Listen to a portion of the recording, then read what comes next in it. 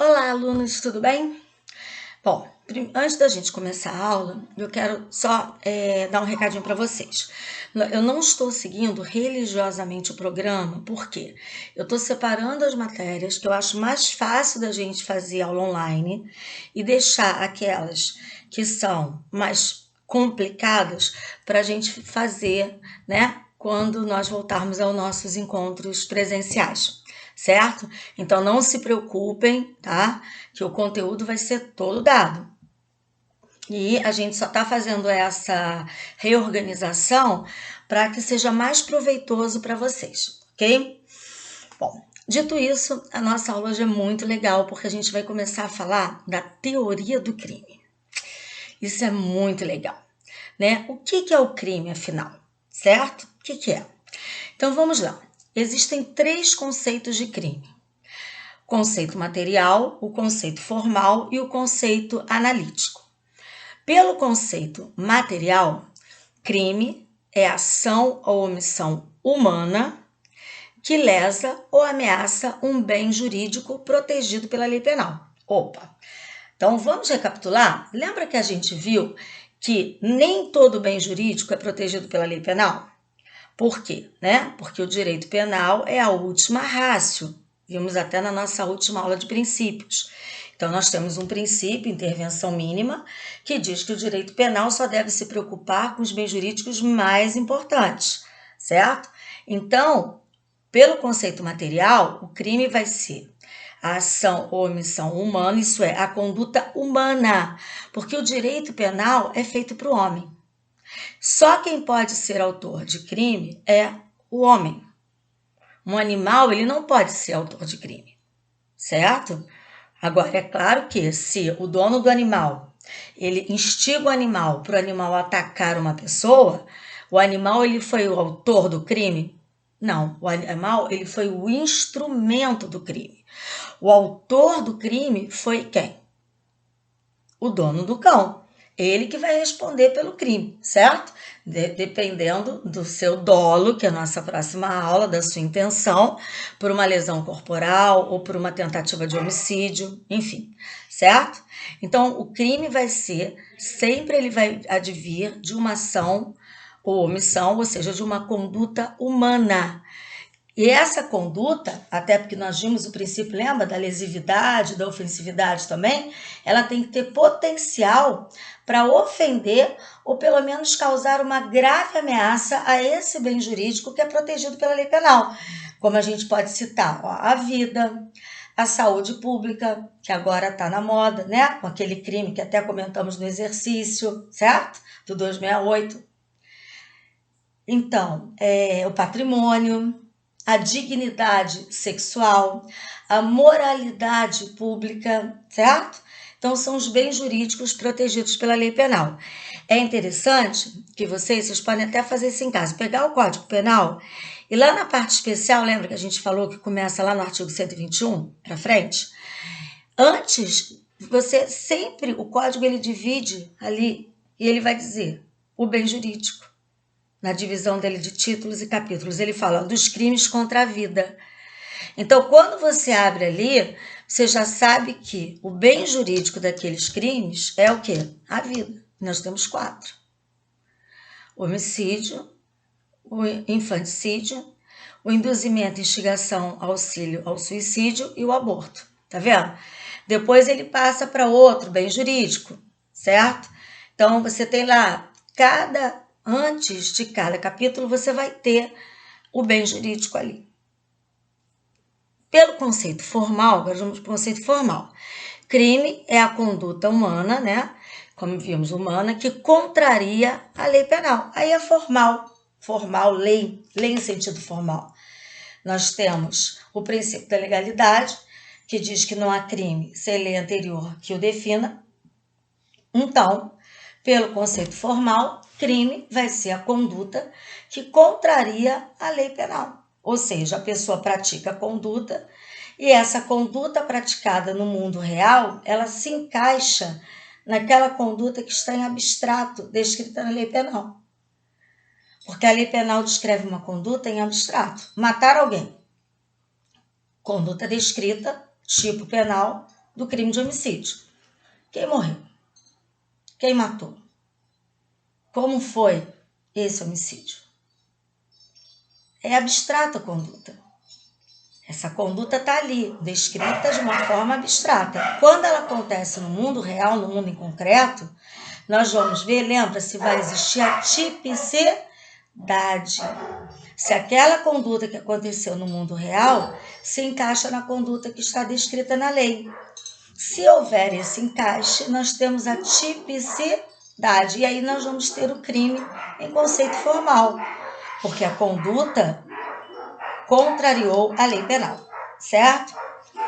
E aí nós vamos ao terceiro conceito de crime, né? São 3 tipos de conceito, que é o chamado conceito analítico. Está na página, gente, 26 da nossa apostila, ok? 26 da apostila. Então, esse conceito de crime analítico, ele diz respeito aos elementos que compõem o crime. O que eu preciso para ter um crime? Isso é importantíssimo. Essa é toda a estrutura do crime. E é claro que vamos ver isso pessoalmente também, ok? Mas vocês vão ter a tabelinha aí, o esqueminha, para vocês na apostila já irem se familiarizando. Veja, hoje a corrente que é adotada é a corrente do conceito tripartido. Essa é a mais adotada pela doutrina. Então, como diz, tripartido, eu preciso de quê? 3 elementos para ter o crime. Então, o crime vai ser o fato típico, antijurídico ou ilícito, tá? É sinônimo, e culpável. Para eu dizer que eu tenho crime, então, eu tenho que ter esses 3 requisitos. Crime, então, vai ser o fato típico, mais fato antijurídico e mais culpável. Veja, eu digo, isso é uma forma de vocês não errarem, que aqui a gente vai entrar como se fosse um jogo de videogame. O que acontece no jogo de videogame? Eu só passo para uma fase, quer dizer, para a fase subsequente, se eu tiver completado o quê? A antecedente. Não é assim? Eu preciso zerar uma fase para eu passar para outra. Aqui também é assim. Então, primeiro a gente tem que ver se eu tenho fato típico. Se eu tiver o fato típico, aí eu vou analisar se esse fato típico é também o quê? Ilícito. Beleza. Se eu tiver fato típico e ilícito, aí é que eu vou chegar na terceira e última fase, que é a análise da culpabilidade. E se ela estiver presente, aí, senhores, eu posso dizer que eu tive crime. Então, sob o conceito analítico, que diz respeito aos elementos que compõem o crime, eu preciso ter um fato típico, antijurídico e culpável. Ou seja, a teoria tripartida. Então, se vocês podem ver, eu queria que vocês acompanhassem que na página 27 eu tenho na apostila para vocês um quadrinho, certo? Onde justamente nós vamos analisar agora, destrinchar, quer dizer, não agora, vamos começar hoje, vamos terminar até o final do período, toda essa teoria do crime, começando com um fato típico, certo? Porque é o primeiro elemento para eu ter o crime. Dentro do fato típico, o que eu tenho que ter? Vocês podem ver aí, eu tenho que ter a conduta, um resultado, certo? O nexo causal e a tipicidade. Então, esse fato típico, ele vai se desdobrar, certo? Vejam, esquece ilicitude e culpabilidade. Primeiro, jogo de videogame, eu tenho que me concentrar no fato típico. Só que o fato típico, ele é formado por conduta, resultado, nexo causal e tipicidade. Hoje a nossa aula vai ser sobre conduta, começar a aula de conduta, certo? Por quê? Porque a conduta, ela pode ser uma ação ou uma omissão, certo? O conceito de conduta para a teoria finalista que foi adotada, né, da ação criada por Hans Welzel, que é essa que é adotada desde a grande reforma do Código Penal de 84, vejam, lá se vai tempo, a parte geral sofreu uma reforma e o direito penal brasileiro passou a adotar a chamada teoria finalista da ação. Por quê? O que o Welzel diz? Ele diz que todo comportamento humano, toda conduta humana, ela tem uma finalidade embutida. Daí o nome teoria finalista.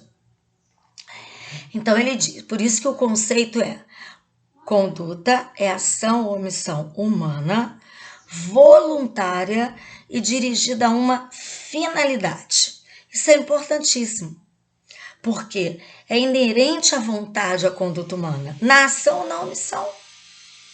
Na omissão também existe vontade, é a vontade de deixar de fazer alguma coisa, e sempre ligada, dirigida a uma finalidade. Vejam, no crime doloso, a finalidade da conduta é dirigida ao resultado em si. Então, por exemplo, eu pego uma arma, carrego minha arma, aponto uma arma para alguém e pratico a conduta de apertar o gatilho na direção de uma outra pessoa, porque eu quero matá-la. Essa minha conduta tem uma vontade de apertar o gatilho dirigida a uma finalidade que é o resultado morte. Veja, mas mesmo no crime culposo, onde não há intenção, existe também uma finalidade na conduta, que é a falta do dever de cuidado. Lembra que a gente falou isso? Que o crime culposo é uma falta do dever de cuidado, que pode se manifestar através de negligência, imprudência, imperícia? Então, quer dizer, se eu, por exemplo, sei que eu vou fazer uma ultrapassagem perigosa, e mesmo assim, eu resolvo prosseguir com essa minha conduta imprudente de fazer essa ultrapassagem perigosa, a minha conduta teve uma vontade, sim, que foi faltar com o dever de cuidado e ser imprudente. Então, seja uma conduta dolosa, seja uma conduta culposa, a ação ou omissão vai sempre ter uma finalidade. Né? Ela vai ser dirigida a uma finalidade, por isso que se fala teoria finalista, certo? Agora, também, veja o conceito, diz que é ação, omissão humana e voluntária. Então, gente, isso é uma questão que sempre cai em prova. OAB, tá? Concurso, sempre cai. Ausência de conduta. Marque isso. Por quê? Onde não há conduta, não há o quê? Fato típico. E se não há fato típico, não há o quê? Crime. Entender? É como se fosse uma equação. Né? Eu preciso ter o quê? Eu preciso, para ter crime, de fato típico. E para eu ter fato típico, eu preciso de conduta. E a conduta precisa de vontade. Se eu não tenho vontade, eu não tenho conduta. Se eu não tenho conduta, eu não tenho fato típico. Se eu não tenho fato típico, eu não tenho crime. Então, existem situações que a doutrina diz onde não há vontade, certo? E nessas são hipóteses realmente, gente, raríssimas. Eu mesma, como delegada há tantos anos, como defensora pública em Minas, que eu fui, que vocês souberam, como oficial de justiça, que trabalhei muito júri, eu nunca vi um caso de ausência de conduta prático. Um exemplo real que eu pudesse dar para vocês. Mas a doutrina cita, e isso cai em prova, certo? Coação física irresistível, hipnose, que agora está na moda por causa do BBB, né? Negócio de hipnose, que tinha lá um participante que era hipnólogo, enfim, né? E ato reflexo, certo? Né? A coação física irresistível é muito difícil, porque ela requer uma superioridade física muito grande. Por exemplo, né? Alguém pega a mão de uma outra pessoa, coloca a mão dessa pessoa numa faca, e a pessoa segura a mão da outra e ser uma coação física. É muito difícil. Ato reflexo é aquela coisa, imagina que, né, a pessoa leva um choque assim no cotovelo e tem aquele ato reflexo. Tipo aqueles testes também que o ortopedista faz no joelho para ver justamente o reflexo, é involuntário. Imagine que você leva esse choque no cotovelo e involuntariamente, ato reflexo, atinge alguém, dá uma porrada em alguém que está do seu lado. Você não vai praticar nenhum tipo de crime, de lesão corporal, nem contravenção de vias de fato. Por quê? Porque não houve conduta, já que o ato foi involuntário. Então, grave esses três. Outro exemplo, sonambulismo. Também é tido como um ato involuntário. Então, vamos gravar de novo, vamos fazer o repeteco? Quais são as situações onde não há conduta por ausência de vontade e, por consequência, se a pessoa praticar uma atividade nessa situação, não vai ter praticado o crime. Porque para o direito penal não houve conduta, certo? Vamos lá. Sonambulismo, hipnose, coação física irresistível e os atos reflexos, certo?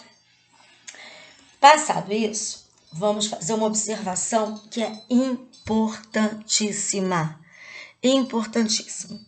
A diferença de coação física para coação moral. Isso também, gente, é pulo de 10, assim, para prova, para concurso, enfim.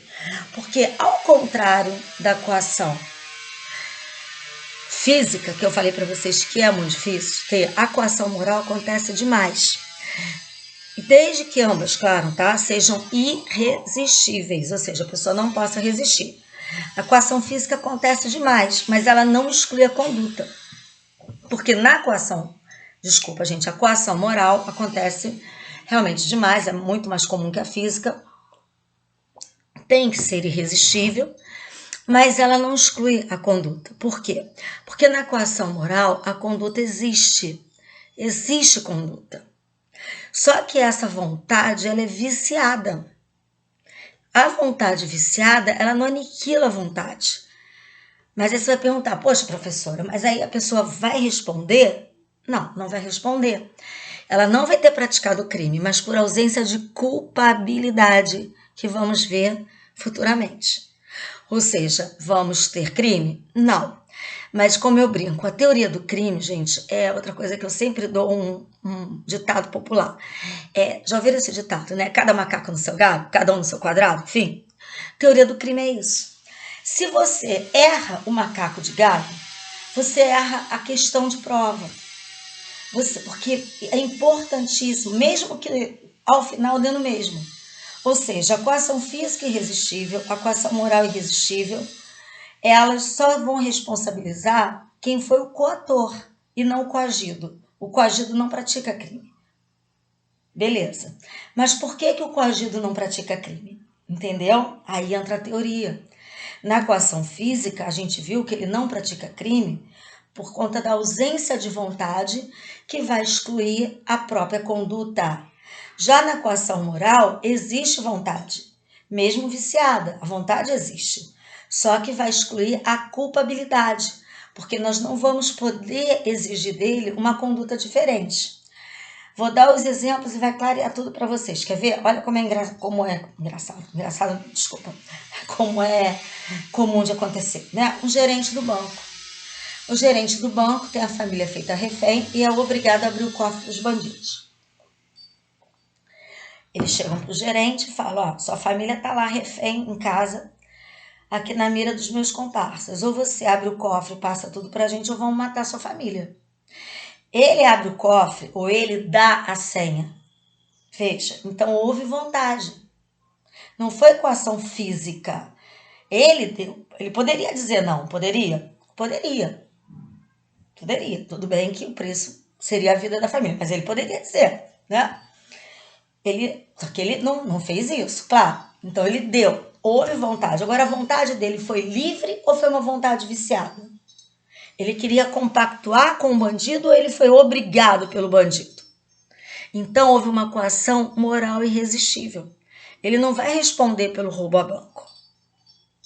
Outro exemplo que acontece muito, a pessoa mora numa comunidade, né, que tem um domínio de tráfico, milícia, enfim, é obrigado a esconder um bandido, ou é obrigado a dar fuga para um bandido escondido no seu carro.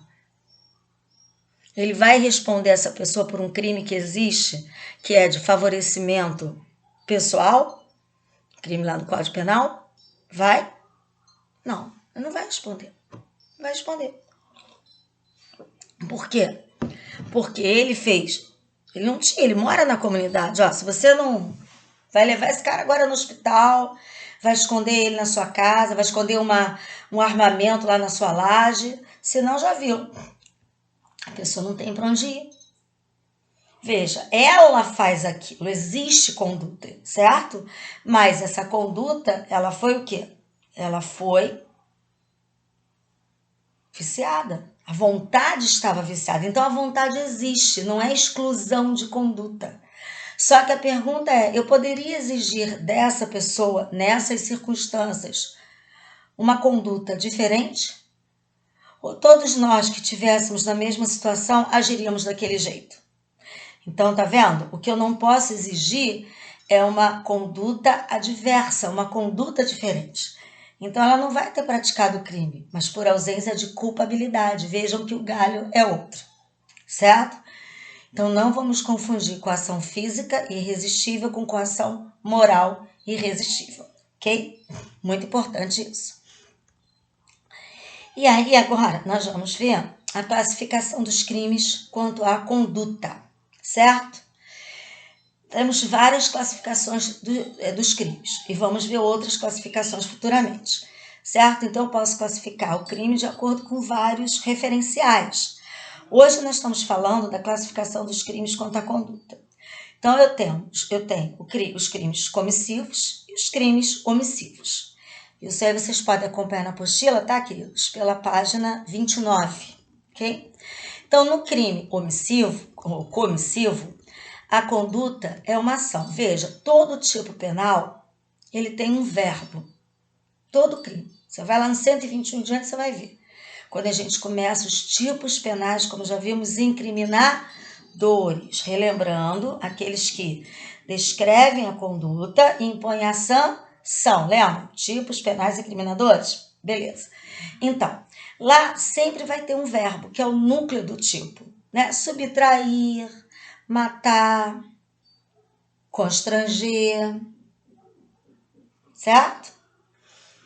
Então, esse núcleo do tipo, que é o verbo, esse verbo ele pode trazer a ideia de ação, de atividade, ou ele pode trazer a ideia de omissão, de inatividade, certo? A maioria dos crimes, ele traz ação, como eu falei, matar, da ideia de ação ou de omissão, quando a gente pensa em matar. A gente pensa em quê? Facada, tiro, estrangulamento, né? Então, a gente pensa em ação, certo? A maioria dos crimes, então, eles são comissivos. Porque quando a gente lê o tipo penal e a gente vê o verbo, que é o núcleo do tipo, esse verbo, ele expressa uma ação, certo? E o agente, ele é punido justamente por quê? Como é que eu vou para a tipicidade? Porque ele faz o que a lei não queria que ele fizesse. Como a gente já viu lá na nossa primeira aula, a lei penal, ela não é descritiva. Minto, ao contrário. Desculpa, ela não é proibitiva, ela é descritiva. Então, ela não proíbe. Não está escrito proibido matar. Mas veja, quando o Estado diz matar alguém, pena de 12 a 20 anos, no homicídio simples, ele está querendo que você mate? Não. Ele está querendo que você se abstenha daquela conduta que é positiva, ou seja, ele está querendo que você não mate, porque ele está te ameaçando com a pena. Então, quando a gente tem um crime comissivo, o agente, o autor do crime, ele é punido justamente porque ele praticou uma conduta positiva, ele fez o que o Estado não queria que ele fizesse. É por isso que ele é punido. Aí surge o desvalor da conduta, certo? Já nos crimes omissivos, a gente tem que fazer uma distinção, porque os omissivos, eles se dividem em duas categorias. Os omissivos próprios ou puros e os omissivos chamados omissivos impróprios ou impuros ou comissivos por omissão, que são a grande cerejinha do bolo da nossa aula de hoje. Veja, porque o omissivo próprio são poucos crimes, e eles são justamente aqueles onde o tipo penal, em vez de trazer um verbo que traz uma ação, ele traz uma omissão. Ele traz uma inatividade. Como tem um exemplo aí para vocês, artigo 235, omissão de socorro. Veja, ao contrário do homicídio, que o agente é punido porque ele fez, na omissão de socorro, o agente é punido porque ele não fez. Porque nesse caso, o Estado queria que ele agisse e ele não agiu. Né? Então, ele deixou de prestar assistência ao socorro. A mesma coisa o 269 do Código Penal, deixar o médico de notificar a doença cuja notificação é compulsória. Agora, por exemplo, né, coronavírus é uma doença de notificação compulsória. Então, o médico, se ele souber, ele tem que notificar o Ministério da Saúde. Veja, esse médico que porventura, né, seja punido por esse crime, ele não vai ser punido porque ele fez, porque ele notificou. Não, ele foi punido pelo contrário, porque nesse caso ele deixou de fazer o que o Estado queria que ele fizesse. Então, o omissivo impróprio, o omissivo próprio, ele é muito fácil, né? É só você olhar o verbo, se o verbo traduzir uma omissão, um não fazer, o Estado está punindo porque você não fez, beleza. Agora, a grande cereja do bolo, né? Tchan, tchan, tchan, tchan. O comissivo por omissão. Ele é impróprio por conta disso. O próprio nome já diz. Ora, se eu pratico um crime comissivo, o certo seria através de uma ação. Então, qual é a impropriedade dele? Vejam como a nomenclatura te ajuda a entender. A impropriedade dele é você ser punido por um crime comissivo sem ter praticado uma ação. Mas como, professora? Quer dizer que há a possibilidade de uma pessoa ser punida, por exemplo, um homicídio, que vimos que é um crime comissivo, sem ter praticado uma ação? Sem fazer nada? Sim. Por homicídio. Sabe como? Tem um requisito, desde que ela seja o que a gente chama de agente garantidor. O agente garantidor é uma pessoa que tem o dever jurídico de agir. Ela não pode simplesmente não agir. E a responsabilidade penal dela é muito, mas muito maior que de outra pessoa. Agora, vejam bem, não é qualquer um que é agente garantidor, certo? Para a gente ser agente garantidor, a gente tem que se encaixar nas hipóteses do artigo 13, parágrafo 2º do Código Penal, que está aí para vocês na apostila, página 30, certo? Essas pessoas, quando estão na posição de agente garantidor, elas não podem se omitir. Porque quando elas se omitem, elas respondem por um resultado que elas não impediram, seja qual for o resultado. Se o resultado for uma morte, um homicídio, se for um estupro, se for um roubo. Vejam. Então, imagine o seguinte, olha como é importante você estar na posição de agente garantidor. Importante juridicamente, as consequências jurídicas, como são importantes. Imagine o seguinte, né? Você tem um surfista. O surfista está na praia e ele vê uma pessoa se afogando. Ele olha e vê que aquela pessoa é seu desafeto. Não tem salva-vidas ali naquela praia, certo? E ele pode ir lá com a sua prancha salvar aquela pessoa, mas ele resolve nada fazer. Ele não pratica uma ação, certo? Ele não vai lá e afunda a cabeça da pessoa, para a pessoa se afogar. Não pega um teco e joga na pessoa para a pessoa acabar de se afogar. Não, ele simplesmente não faz nada. E fica ali de longe, esperando a pessoa se afogar e morrer. Ele pode responder por homicídio? Não. Ele pode responder por omissão de socorro, por um crime omissivo próprio, porque ele poderia agir e não agiu, e ele poderia ter prestado aquele socorro. Por homicídio, não. Porque ele é garantidor daquela pessoa? Não. Mas e se ele fosse o pai?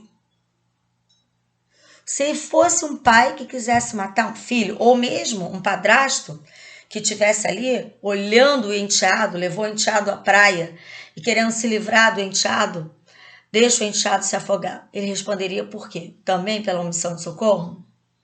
Homicídio. Responderia por homicídio. Porque, conforme a linha A, ele tem obrigação legal de cuidado, proteção ou vigilância. Então, isso entra para o pai, entra para o policial. Um policial, agora, sempre, gente, eu tenho que analisar o poder com o dever, tá? É poder e dever. O dever vem da lei, o poder é de acordo com o caso concreto. Nesses exemplos que eu dei, o surfista, ele podia salvar sem pôr risco a vida dele, não tinha problema algum. Ele não quis, podendo agir, ele não quis. Então, se ele estivesse na posição de garantidor, ele responderia por homicídio. Um policial, ele pode agir para evitar um estupro, vamos dizer. Mas ele não faz, deixa para lá. Ele responde por quê? Por estupro. Ou um policial, olha como é perigoso ser garantidor, né? Tá lá o policial com o colega tá torturando o preso. O outro fala, cara, faz isso não, mas não faz nada para impedir. Assiste a tudo. Omisso. Ele vai responder pela mesma tortura que o colega que efetivamente botou a mão na massa, que praticou a ação. Porque ele está na posição de garantidor, podia agir e devia agir, e não agiu. Então responde pelo resultado. Qual é o resultado? Se é tortura, é o mesmo crime. Inclusive, isso aconteceu, senhores, no caso do Amarildo. No caso do Amarildo, dos vários policiais militares que foram denunciados pelo Ministério Público, até já condenados, né, pela tortura com resultado da morte do Amarildo, muitos foram simplesmente omissos. O Ministério Público não precisou provar que eles efetivamente torturaram, deram um saco, enfim, mas eles estavam ali, eles podiam agir e foram omissos, nada fizeram. Então veja como é importante ser garantidor. Mas quem é garantidor? Voltamos lá, só quem está no artigo 13, parágrafo 2º, que tem 3 alíneas. Hipótese A, a linha A, hipótese B, a linha B, hipótese C. A linha A, quem tem a obrigação legal de cuidado, proteção e vigilância. Como eu já falei, o pai, os pais em relação ao filho, certo? O policial, o bombeiro. Na linha B, quem de outra forma assumiu a responsabilidade de impedir o resultado. Aí a gente tem a babá. Você se coloca na posição de garantidor. O segurança, a dama de companhia. Né? Uma vez eu botei a dama cuidadora, uma vez há muitos anos atrás eu botei numa prova, até na época dessa novela que está reprisando agora, Avenida Brasil, fazia um sucesso, né? Então eu botei assim a questão de prova. Vejam só, a enfermeira, ela estava assistindo ali a novela. Aliás, eu vou botar essa questão para vocês fazerem no trabalho. Não vou dar ela não. Vou botar e a gente vai comentar ela depois. Foi uma questão que eu botei de prova, muito boa. Então, mas entra, ó, cuidadora, enfim, a pessoa se coloca na posição, o guardião de piscina, de condomínio, certo? Claro que se ele tiver de folga, ele não é garantidor, mas durante o trabalho dele, ele é garantidor. Então, ele não pode, por exemplo, simplesmente, né, ficar lá lendo um gibi, tô lá lendo gibi, e esquecer. Porque se acontecer um homicídio, ele vai responder pelo resultado, homicídio, ou doloso ou culposo, mas não é uma simples omissão de socorro, certo? Então, isso é muito comum e triste, né? Uma realidade triste, né? Porque acontece muito. Esses casos eu já peguei várias vezes, né? A mãe, que sabe que a filha é estuprada pelo padrasto e nada faz. A gente vê, infelizmente, com tortura também. A mãe sabe que o padrasto tortura a criança e simplesmente é omissa. Pode denunciar e nada faz. Porque não quer perder o marido, enfim. Ela responde igual. Vocês podem perceber que quando há uma prisão, os dois são presos pelo mesmo crime. Se é estupro para os dois, para ela também. Porque ela responde pelo resultado que não impediu, porque é agente garantidor. Então, muito cuidado. O estupro é um crime, né, comissivo. O homicídio é classificado como um crime comissivo. Então, se você não for garantidor, você só vai responder por esse crime se você praticar uma ação, certo? Caso contrário, o máximo que você pode responder é uma omissão de socorro. Mas se você estiver na posição de agente garantidor, muito cuidado, porque você não pode ser omisso. Se você puder agir, você tem que agir. Senão você vai responder pelo resultado que você não impediu. E a gente tem a linha C, né, que é aquele que com o comportamento anterior cria o resultado, né, um evento danoso, certo? Então a gente tem aqui um exemplo que muito, né, que o livro sempre deu esse exemplo. Imagina um mergulhador profissional que chama seu amigo para fazer um mergulho. Sabemos que o mesmo não sabe nadar muito bem, mas ele fala, não, cara, tem problema, você tá comigo, ó, tô aqui com você, pode ir lá que, pô, sou mergulhador profissional, não vai acontecer nada, eu vou te ajudar. Em meu mergulho, o amigo começa a afundar, o mergulhador profissional nada faz, mesmo podendo, para ajudar o amigo, que morre por afogamento. Esse mergulhador vai responder por quê? Por homicídio, e homicídio doloso. Doloso. Porque outra característica do crime omissivo impróprio, nossa cereja do bolo da aula de hoje, ou comissivo por omissão, é o seguinte: para eu ter um crime doloso nessa situação, basta que o agente garantidor ele tenha consciência de que é garantidor, que possa agir e não queira agir. Basta isso. Não adianta ele dizer assim, eu não queria o resultado. A mãe muitas vezes fala, né? A mãe naquela situação, eu não queria, eu não fazia nada, porque eu gostava dele, achava que ele ia melhorar, mas é claro que eu não queria que meu filho fosse torturado ou minha filha fosse estuprada. Não adianta. Para a lei isso não vale nada. Porque a questão é, ela quis se omitir, isso já é o suficiente. Isso já basta para a gente ter ali o dolo, certo? Quer ver um outro caso interessante? Caso dos Nardoni. Veja, o pai sequer encostou na filha, mas ele assistiu o que a madrasta fez. Ele não é agente garantidor? Ele podia agir para impedir? Claro que ele podia impedir a mulher. Mas ele nada fez, então ele compactuou, ele foi omisso. Por isso que ele respondeu por homicídio. Ele não precisa ter sequer encostado a mão na filha. Bastava o quê? Ele estar presente, ele sabia que era agente garantidor, que tinha que agir e ter querido não agir, o que aconteceu. Então vejam como é importante a figura do agente garantidor. Agora, eu posso ter crime culposo? Né? Posso, mas em que situações? Né? Eu posso ter situações, por exemplo, de erro, né? Como a doutrina cita, né? Por exemplo, a babá está com a criança, olhando a criança, ela se distrai, a criança cai num lago, no lago. O lago, ele tem as águas escuras, ela não sabe nadar, então ela acredita que ela não tem como salvar a criança e por isso ela não vai, porque ela não vai se afogar, porque ela não é obrigada realmente a se suicidar. Só que depois se descobre que aquela água era rasa. Nesse caso, ela vai responder também por homicídio, pelo resultado morte, não é omissão de socorro. Mas nesse caso não é doloso, é culposo. O erro quanto à situação fática, que acontece muito também, né? Quer dizer, acontece muito não, mas é um exemplo que é fácil da gente visualizar. Imagina também aquela criança que sempre brinca de estar se afogando. Né? Brincadeira, sempre faz isso. Aí um dia, tô afogando lá, o pai olha, não acredita, porque ela sempre faz aquilo, só que naquele dia, realmente ela estava passando mal e estava se afogando. O pai não vai e ela se afoga. O pai vai responder por homicídio. Só que não é doloso, vai ser culposo. Entendeu? Porque sendo garantidor, não interessa. Se fosse milésima vez, ele tinha que ir lá ver, entendeu? Depois deixa de castigo, da bronca, enfim. Mas ele teria que ir lá verificar, porque ele é garantidor. Só que ele não foi. Mas nesse caso não foi dolo, porque houve um erro, certo? Na verdade, houve uma negligência dele que fez com que ele errasse na avaliação da situação fática, da situação real. Ele achou que era uma brincadeira, quando na realidade naquele dia não era.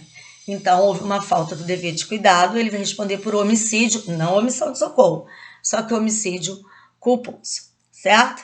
É claro que a gente vai voltar a esse tema mais à frente, mas eu espero que vocês tenham gostado da matéria e estou esperando as dúvidas de vocês também, ok? Um beijo grande e aguardem os exercícios sobre esse tema, inclusive a questão da babá, ok? Beijo para vocês.